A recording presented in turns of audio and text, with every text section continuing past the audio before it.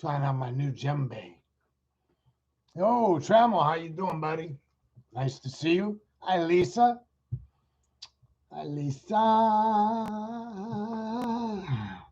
And anybody else that's tuned in but hasn't checked in, feel free to check in and say hi, make a emoji face.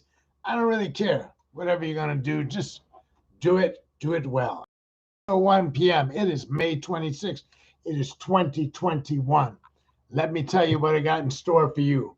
I have no idea.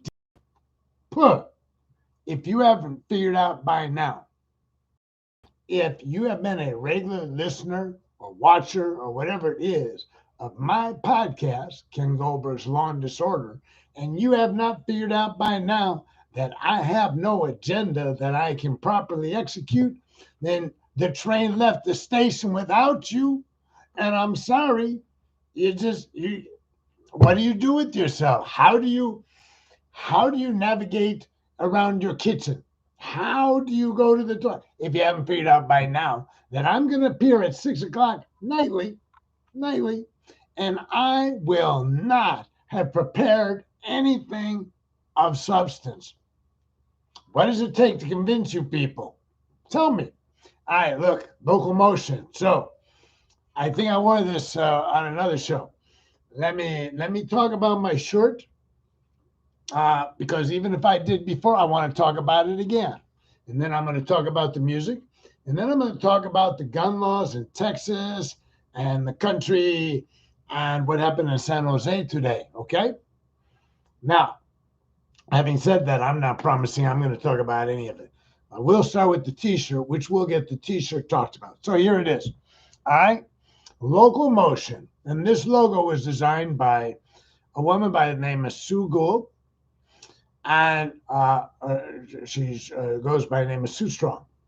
And she was in the graphics department at the University, Chicago State University on the south side of Chicago. I assisted her in teaching self-defense, martial arts, back in the 70s, in the early 70s. I would help her. She would hold the classes, and women would come, and then I was kind of like the foil. I was a Taekwondo practitioner, as was she. Anyways, so I would go. So she's like, when I needed something, she was always willing to help me. What just an amazingly gracious human being. So when I came up with the idea to start a agency, a program that would work with kids on the streets, primarily gang kids, that was my thing I wanted to work with uh, because I had an affinity for them. So I started working on how do you open up a center for kids who are delinquents or in otherwise some jeopardy. And I met with a woman, Kay Hill, from the south side of Chicago. She lived in Hyde Park. Kay's expertise was as the program monitor, grant monitor for the Dangerous Drug Commission of Illinois. She knew how a grant is to be written and and she would monitor. So her job for the state of Illinois was you wrote a grant and Illinois gave you money to run a drug program. Her job was to go in and see that you were delivering the service you promised. So she would look at the proposal, she would look at the product, and she would make a determination whether you were doing it. And if you weren't, her first inclination was to help you get on the good foot. It was not to shut you down. She didn't look at herself as a cop. She looked at herself as somebody who was helping community-based programs get a leg up. So she heard about me. She came to me and said, if you will work with girls too, because she really had a thing for working with girls, pregnant moms, whatever. And I said, sure. So Kay and I got together and started planning out a program. We didn't know where. We really didn't know too much of what somewhat of what. We didn't know where. We didn't know how, nothing. But Kay said, don't do what you're going to do. And what I was going to do was take my life savings and rent a storefront somewhere and hang up a sign, youth center. and see who showed up, something like that. And she's like, oh my God, no, don't do that. You'll be broke and you'll have nothing, right? She said, I'm going to teach you how to write a grant. Now, here's what's extraordinary. This is 1975, I think. In 1975, I had been out of high school, had not been anywhere near school since 1969. I had an aversion to schools, writing, whatever, right? I made a commitment to learn how to write a grant under her tutelage. I cannot tell you what a freaking undertaking that was for me mentally, emotionally, and everything, right? But you know what? I wanted, and she clearly knew what we needed to do. She knew what had to be done. She knew all the steps. I mean, she knew how to do a needs assessment so that you could demonstrate that this community needs this service. She even knew how to go out and do the needs assessment, like target a community, go in, do a needs assessment. Here's how you do it. You contact community leaders, you document the resources or lack of resource in that community. You put together a budget, things that I hadn't done anything that was involved in preparing a grant to a institution, whether it was a private foundation or a public entity. I had no experience, zero zip. Okay, so for the next, I don't know how many months, I wish I could know, and Kay Hill has passed away, I worked on this. We came up with a name. Kay's kids and I, and Kay, sat in her apartment on the south side of Chicago one night trying to come up with a name. And we opened up the encyclopedia, and somebody turned to a page on locomotives. And it just clicked locomotives, locomotion. We are working in our community, to do this thing. When I told Sue about the plan and told her I was going to need a logo, she designed locomotion into so it looked like a train. I liked it then. I like it now. Um, and we got grants, we got everything, and we worked. Some of you now know, in the Lakeview community on the north side of Chicago, primarily Hispanic kids, but not exclusively Hispanic kids. Probably 4 or 5 street gangs. I didn't always work with all of them. Anyways, history. So I found this T-shirt along with an orange one. This was one of the original T-shirts. So this was created in 1977. You can see it doesn't really fit me that well anymore because I'm not 23 years old, and I'm heavy. So I decided that keeping this in a drawer for posterity for the rest of my life, okay, because that was 45 years ago. Would that be right? 45 years ago. It's been sitting in a drawer. So I took them out. They're hanging on a hanger. And this is one of the 2 remaining T-shirts that I have. There's a funny story to that, too. And again, stop me if I've told you this story. So it took me a couple of tries to get T-shirts. I had a limited budget. I was working out of the Jane Addams Center Hall House on the north side of Chicago. They had given me an office and resources, but they weren't giving me cash. To raise cash, and one of the things I put in my budget was T-shirts. Okay, so we got a place to make us T-shirts. I don't know what you call this, silk screen or what. And they got delivered, and they got stolen almost the same day. All the boxes of T-shirts I bought for all these kids disappeared because, well, they didn't disappear. Somebody stole my car, and my car had the T-shirts. I had a 19-something Celica, probably a 1976 Celica fastback. Fastback. Anyways, they got my car. They got the T-shirts. They got my car twice. And I negotiated through the Chicago Police Department. They caught the guy. And I said I would not prosecute him if he gave me I mean, I got my car, but the T-shirts weren't in the car. I said, give me the T-shirts, all these boxes of T-shirts. I need the T-shirts. And he returned the T-shirts, and I didn't prosecute him. Fair trade, huh? All right. Relax, everybody. There's more. There's more coming. That's the story of the T-shirt, okay? Traded prosecution for a T-shirt. Now, let's talk about the music. Sometimes I have a rhyme or reason for the music. I was just sitting here. I said, what can I do? Well, it's Wednesday. It's Wednesday. I don't know. I can't think of anything. I started humming this song, Tell Me What. And I don't know why I was humming that song.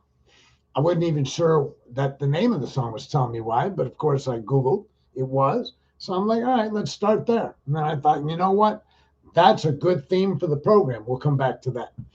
And then when you pull up a song, as you may well know, on the right side of the screen, YouTube will make suggestions of other songs, as well as giving you a list of songs you've otherwise already picked out and posted previously. And so Walk Away Renee, I really dug that, man. This is a one-hit wonder group, Left Bank. And Walk Away Renee was just so pretty, just so poignant. So I said, yeah, I got to do that one. And then when I hit that, I looked over on the right, and there was Gary Puckett in the Union Gap, Lady Willpower, right? I mean, come on. My job, in part, when I show up here in the evening time, is to give you something you ain't got. And if you had, if you had on your music list, whatever, on your stereo, in your tape deck, in your CD player, in your pod player, I don't know. If you had Gary Puckett and the Union Gap, Lady Willpower, well, you are the bomb, okay? And then I came across Reflections of My Life. And I swear to you, I tried to figure out, is the name of the group Reflections of My Life and the song's Marmalade?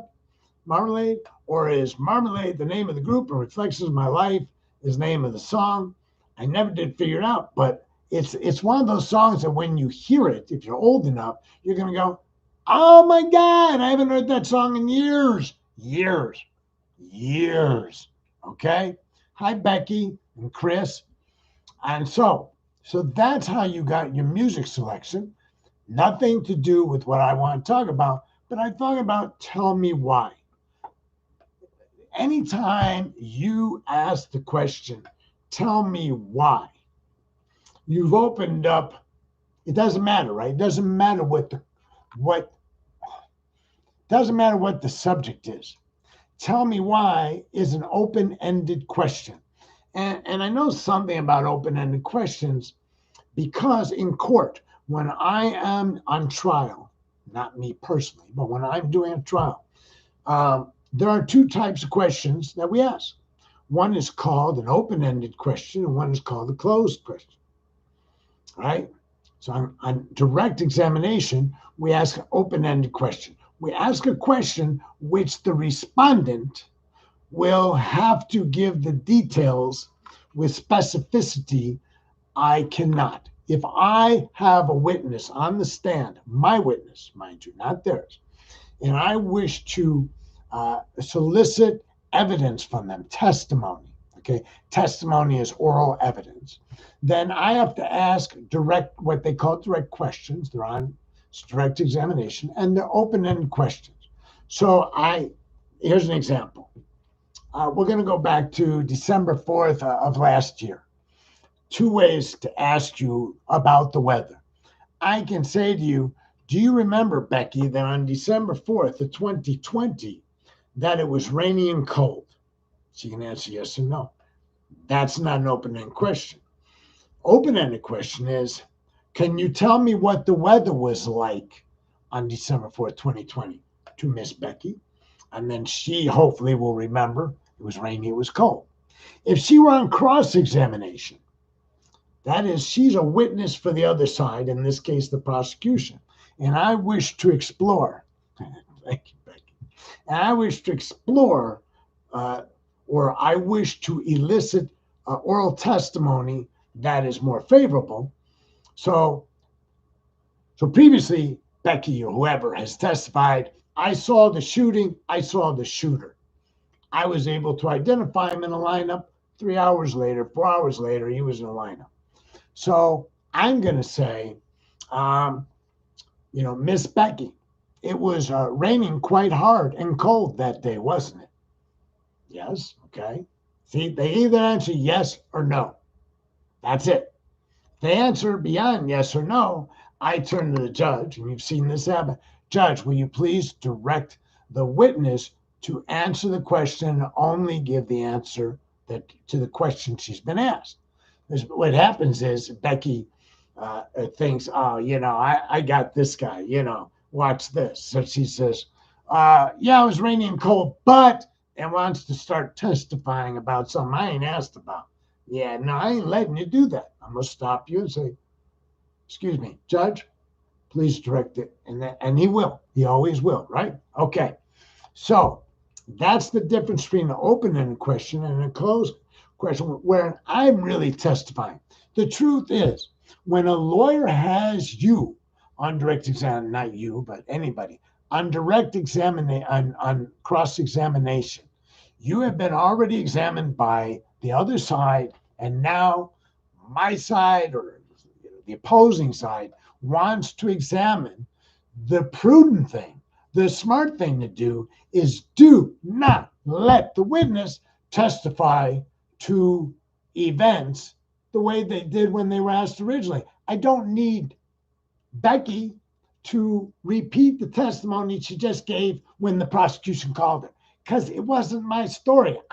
What do I need to hear the prosecutor? Why do I need the jury to hear the story? No, I need them to hear my story. So I say it was rainy, it was cold. Yes, yes. And would you say it was a? And would you agree it was a hard rain, wasn't it? Yes. Okay. And you said that it was a dark and stormy night. Thank you. Right. Yeah. And the person you picked out, they were wearing a winter coat, were they not? Yes. Mhm. And it had a hood on it, didn't it? I don't know. Well, if I told you that the jacket that uh, supposedly my client was wearing, uh, others have said it had a hood on it. Would you agree that that's likely? Well, they can say yes or no. Doesn't matter, right? If she says no, doesn't matter. I just got it out. I just said it. The jury heard me testifying. You dig what I'm saying? And was the hood not up at the time that you saw the person that you claim was my client? No. Oh, you're sure about that? Doesn't matter. Doesn't matter what the answer is, right? The jury's wondering why. Okay. Well, it's logical. It was 24 degrees. You know, nobody has ever touched in the identification of my client. Nobody's ever identified the jacket, the hood, the earmuffs, the face, the scarf, whatever it is, right? I'm going to testify as the lawyer and say, did you know when they arrested my client that he was wearing a scarf? No, I didn't know that. I don't care that she didn't know that. Doesn't matter. What I need is for the jury to hear it. Now, I can't make up facts. I can't say he was got. Did you know he was wearing a scarf? But in fact, he wasn't. I can't do that. Okay. Um, did you know that my client has sensitive eyes? No, I didn't know that. How would I know that? Of course, you didn't know that. So you didn't know that he wears sunglasses normally under all circumstances except in darkest of night. Yeah, no, I didn't know that. I didn't care. The jury needs to know that typically my client would wear sunglasses. And does that make him harder to identify? Yes, it does. Unless that idiot got called into a lineup and put on his sunglasses. That would be dumb, but that's not what happens. So Tell me why. When you ask a question, tell me why. An open-ended question. You're inviting somebody to craft their own reply, as opposed to I'm telling you and I'm just asking you to agree or disagree. So we sometimes have conversations with people, and we tend to want to plant and promulgate our position in the discussion. And so we're really talking for both sides. And people get disinterested in that if they have something to say, but they feel like you're always telling me what I was thinking. So when I meet somebody, which is not often, and I mean somebody that I want to go out with, or somebody I meet somebody at a party, and she's cute, and I'm thinking, let's flirt. So I'm asking them about themselves, you know. So what part of Dallas do you live in? You know, as opposed to you live nearby, don't you? Yeah, you get what I'm saying. You understand? Uh, uh, you know, what do you do for a living? They've got to answer. They've got to, I mean, they've got to give you information, I should say. And they don't have to answer. They can say, excuse me, you with the FBI? What the freak you asking me questions for? Go away. But let's assume it's all friendly. And so I keep asking open-ended questions. It's a question that invites information. Okay. Everybody who's listening to me now has been in a conversation with somebody who was not inviting information. They may have pretended like they were inviting information, but in reality, they were really making a speech uh, or whatever. Some people say, "Hey," to me, they say, "Hey, I'm not your witness. Don't cross-examine me." I heard that a lot over the years. Okay, in almost all those cases, I wasn't cross-examining them. I was asking pointed questions they didn't want to answer. I was often using logic that they didn't want me to use, but I rarely cross-examine because cross-examining doesn't get you any information. Now, if you want to indict your significant other, your wife, your boyfriend, your girlfriend, whatever, your child, then you may be cross-examining them.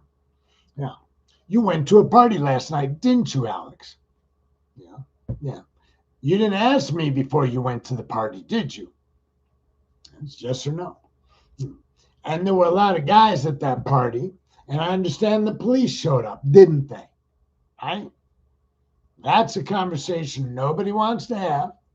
Certainly not my daughter. And as you can see, I have no inclination in that conversation to have her say anything other than yes, sir, or no, sir.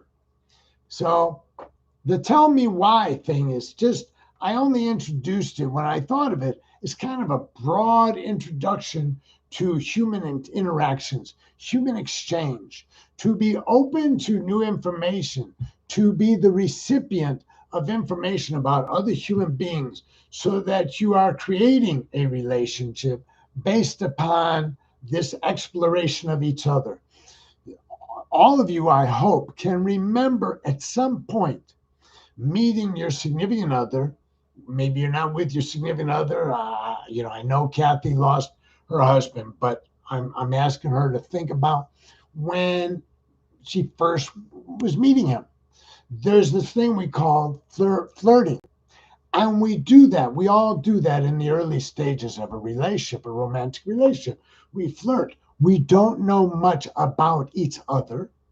And we want to know more about each other because it's we want to, but there's an element not just of I'm curious, there's also the element of excitement, the element of, oh boy, this is cool, and there's a point in that early stage when anything I say is new to that person, and anything they say is new to me, as opposed to years later, like Becky and Chris, who've been together for a freaking lifetime. And so when they talk, I would imagine, they already knew.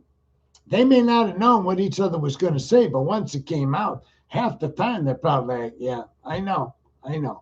as opposed to a new relationship that's just embryonic and just begging for information sharing so that we can really ascertain, is this excitement legitimate? Or am I just so desperate I'm willing to talk to anybody at this point? If you're cute, even if you're stupid, I want to talk to you because, oh my God, I'm bored being alone, I'm lonely, whatever, right? So we're getting to know somebody. There's excitement. There's that information gathering that's going on. And if we're prudent, we're asking, tell me why, tell me what, tell me who, because that's giving another human being the opportunity to open themselves up. It also stimulates their desire, hopefully, to get to know you. Of course, if they're not asking you any questions, they're probably feeling like, let me just get through this conversation. But I'm assuming there's a flirtation going on, that both sides are interested but not certain, because if you're certain, there's not really much to flirt about. You're just going to get together, hold hands, kiss, make out, go to bed. No, this is all about that initial gathering. And that happens not just in romantic relationships, it also happens in so many other relationships that we have. And people get lost with a coworker or a fellow AA or whatever it is in just talking about ourselves. And I am guilty of it, because if you aren't sharing, if I'm sitting there and I'm trying to get to know you and you're a little reticent, well, I'm sitting there going, well, let me tell you about the time, and unfortunately for me, or fortunately, I don't know, I have many stories accumulated. Oh my God, right? So, I mean, the good news is I have many stories. The bad news, I have many stories. So many that are interesting, but painful. Painful for me to have gotten that story under my belt, whatever I went through to get it. So when I came up with the title, Tell Me Why, it was one of the few times where the title just begged a kind of additional dialogue about sharing, about ferreting out somebody else's nature, somebody else's being, and at the same time being open to answering the question, tell me why, tell me who, tell me what. It'll always come up typically when somebody wants to know about your family in the early days and before they've gotten to know their in-laws, and they're like, oh my God, I can't believe my brother-in-law, my sister-in-law, my mother-in-law, my father-in-law, right? We're still at that fun stage. And so I want to know, how many siblings do you have? Wouldn't that be awkward if we said, so do you have one sibling? No. 2 siblings? No. Do you have siblings? Yes. 3 siblings. I mean, that would be kind of pointless, wouldn't it? So the question is, how many siblings do you have? Begging for information. Where did you go to school? What kind of degree did you get? What do you do? These are exploration, and we can use them if we're mindful. If we're mindful, then every conversation can be this, not every conversation, every undertaking to get to know another human being will be more productive, if that's what it is, if we keep in mind this is an information gathering expedition. I want to know. I want to know also, by the way, because I may have some misgivings, and I want to find out. I've been on this 3 websites simultaneously, not every day, but I have 3 sites that I have a profile on. I have Plenty of Fish, POF, OkCupid, and Match.com. Match is the only one I actually paid for. And so here's the thing. I go through and I look for politically conservative, so I don't waste any more time if that answer is given, and it often is. Are you politics? You're liberal, you're conservative, you won't say. whatever. If they've offered up that they're conservative, that's good for me because I ain't wasting no more time. I don't care how good they look. We're not going to get along. We are not going to share values. And to me, when I'm exploring, one of the things I want to know is, do we share values? I'm not Mary Carville and or James Carville and Mary Matlin. I think that's their names. I'm not eager to spend my life with somebody who's a Republican, as James Carville seems to have been willing to do in his life. So so before I even talk or send a message or like this person, that's the first thing I look for. Well, no, it's not true. When I'm looking at the picture first. I'm looking for somebody that I think, oh, wow, that person's cute. Second thing I look for is the politics. Maybe the age is second, politics is third. And so now I've reached the point. And politics was not a litmus test when we were growing up. I doubt anybody here who's old enough to listen to Ken Gober's Law and Disorder ever thought to use politics as a litmus test when they were interest somebody. And part of that is, when we had hormones raging, and we would get horny, boys especially. I don't know about girls. It's kind of like, I don't care if she's a conservative or a liberal, right? She's cute. She's cute. I just want to have sex with her. But let's assume we're beyond that. I'm saying that wasn't a big issue. You might be with somebody, you might have slept with him, might have met him, and politically you're not really aligned, but that's okay. Let's go to the movies or let's go get something to eat. It just wasn't a big deal. It wasn't going to be like a crowbar between us, prying us apart. But today it will be. And so I just skip right to, you know what? I just don't need that. So I look for information. And so instead of talking to somebody and eliciting that, I have on my profile, don't like Trump, don't like anybody who likes Trump. And then I look to see their politics, because shared values to me is critical to any sustaining relationship. I have some friends now that are conservative, but most of those friends were on board before the 2016 election.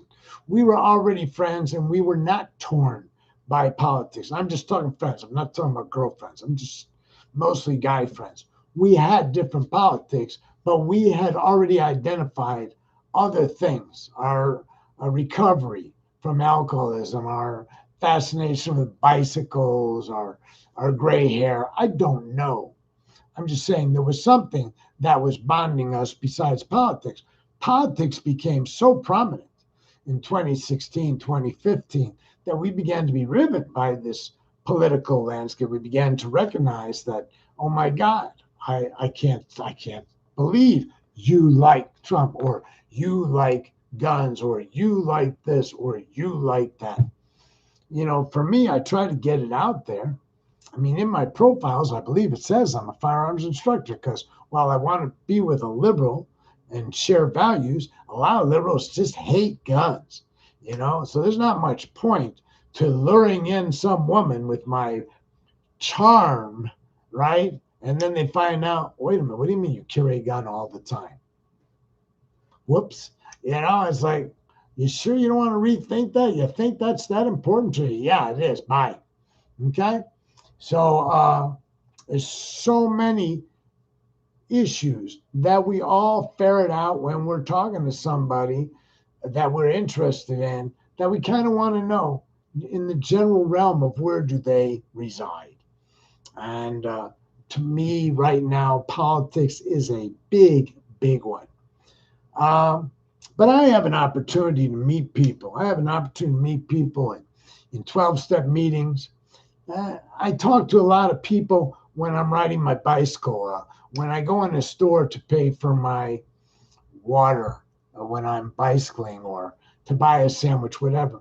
I'm usually gonna, most of the time, I'm just gonna, hey, how you doing? Yeah, hey, okay, good. Have a safe day. Stay out of trouble. Y'all, thank you for taking my money, whatever, right? But take the dentist. Y'all know I said I flirted with the dentist. I didn't really flirt with the dentist. I think I said that. It's not true. I I asked her staff if she was single. And that was the end of the thought of flirtation because they said, nah, she's not single. Okay. So, but I'm talking to these two young ladies always behind the counter. They're friendly. I'm friendly. So, I asked them about themselves, you know, because we have some time we're exchanging. And so I get to know them. In order to get to know them, got to be asking questions. I have to have curiosity. I have to care enough about other human beings to go there. And I would think everybody here has that same inclination and even motivation. Now, Chris, I ride bicycles with Chris, and this is I drives me a little crazy sometimes. He is saying hi to people. That's fine. I say hi to everybody too. Both of us are yelling out, hey, hey, hey. But then he goes, hey, Roger, how you doing? And then he turns to me and says, Roger's here every day at noon. And then it's like, how do you know all this about these people? Why is it not just a wave and hello and how did you land up finding out that Roger was in the Navy for 40 years? He's retired and he was a first class petty officer or something. I'm making all of that up. But I'm saying that Chris actually will see half a dozen people every time we go around the lake, and he knows a little story about them. Something, he got that horn last week and he's having a ball with it. How do you know he got the horn last week? How does he remember that? I don't even recognize people day after day. Chris recognizes them as they're going the opposite. So you understand, it's kind of like in a car, right?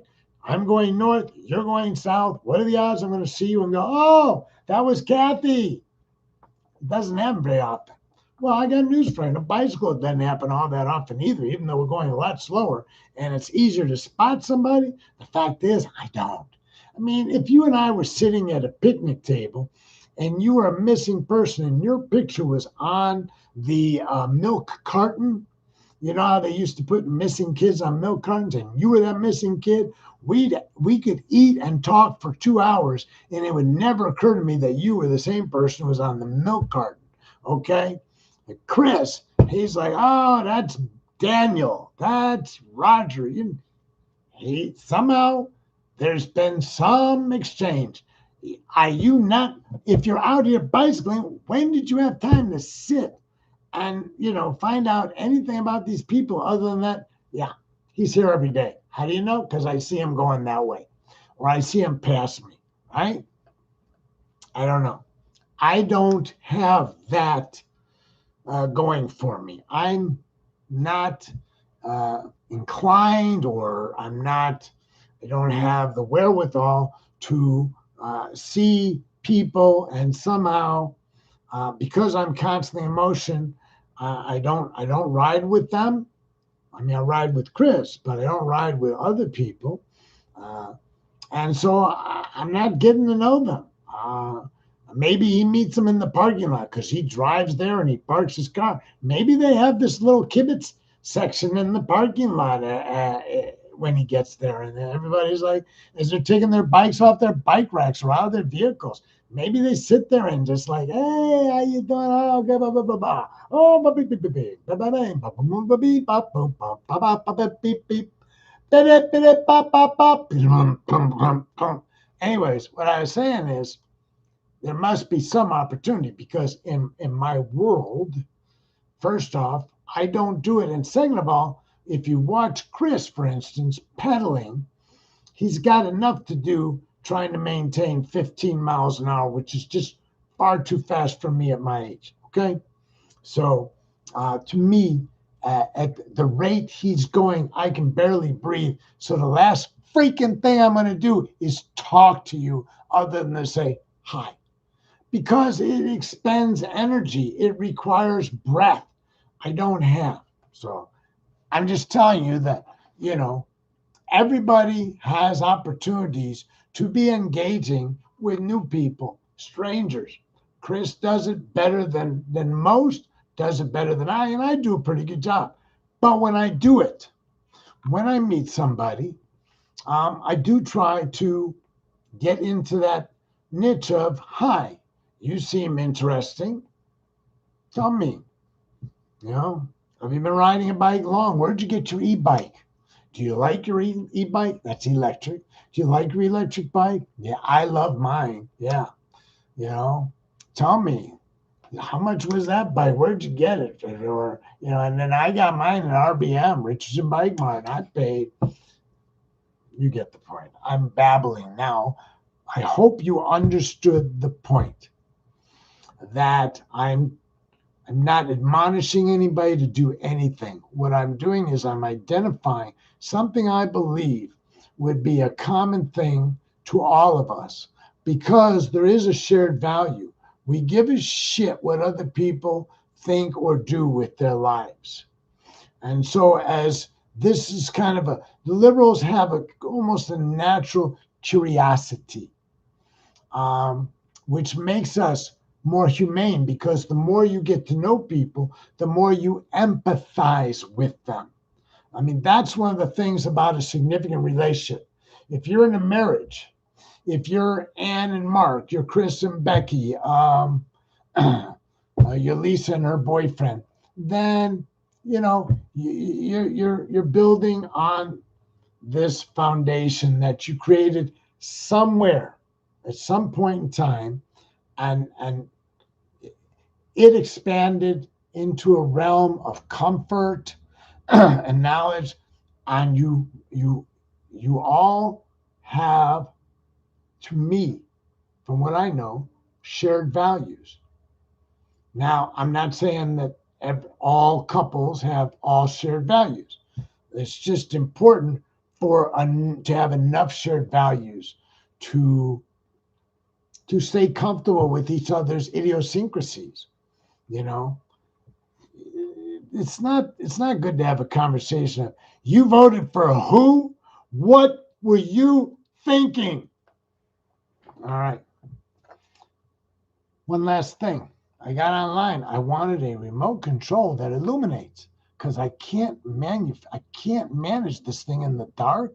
So I found one. I bought it online. You know how you get excited when you get this text that says your package arrived, and I ran out, and this was the same freaking remote I had in the first place. It doesn't have a backlight, so I'm back at square one shopping for a backlit DirecTV remote control. All right. Bring your hands together before your hearts. Bow your heads. Close your eyes. Take a deep breath.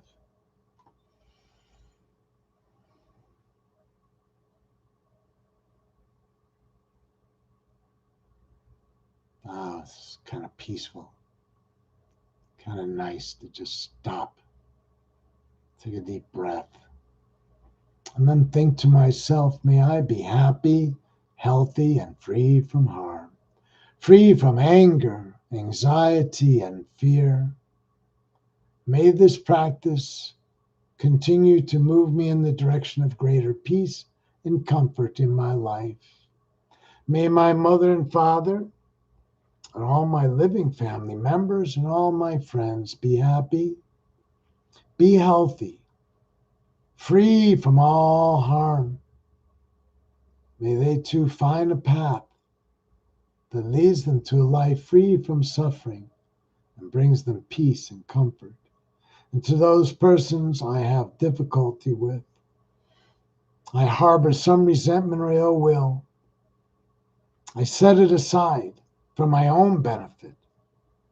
And I think to myself, may these persons I have animosity towards, may they be happy, healthy, and free from harm. May they be enjoying lives of peace and comfort. And I mean it when I say it. And then all living beings, wherever they may be throughout the entire universe, humans, non-humans, our collective goodwill goes out. embraces all that it finds. May all living beings be happy, healthy, and free from harm. May all beings live out their lives in safety, comfort, and peace. Satu, Satu, Satu. Ah, Joan, you were there. Hi, Kathy. Bye, Kathy. Hi, Mark. Hi, Ann. Bye, Becky. Bye, Chris. Well, I'll probably see Becky and Chris before the night is over. Bye, Lisa. Bye, Trammell. Trammell, if you're still there, I expect I'll see you in a few minutes, too. It was a dark and stormy night. Let the record reflect. It was a dark and stormy night. Thank you. Peace out.